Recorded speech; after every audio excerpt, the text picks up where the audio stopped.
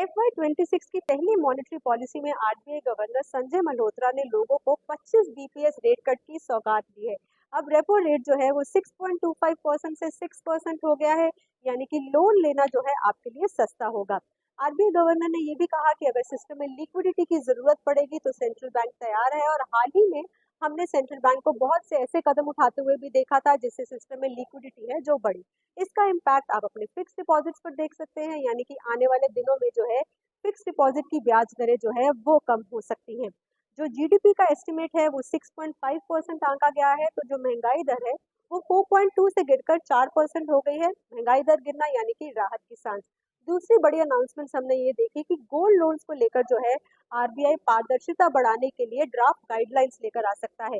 Financial companies जो है वो मिलकर को लेंडिंग कर सके, इसके लिए भी ड्राफ्ट गाइडलाइंस आएंगी, जिसका इम्पैक्ट जो है हम देखेंगे कि लोन छोटे शहरों में, छोटे गांव तबकों में जो है सस्ता हो सकता है, क्योंकि फाइनेंशियल कंपनी अगर बैंक के साथ मिलकर लोन देती है तो बैंक कम ब्याज दरें देता है, जबकि एनबीएफसी और फाइनेंशियल कंपनीज की ब्याज दरें ज्यादा होती हैं। इसलिए को लेंडिंग मॉडल जो है ये सस्ते में लोन दे सकता है दूर दराज गांव तबकों के लोगों को, छोटे शहर के लोगों को।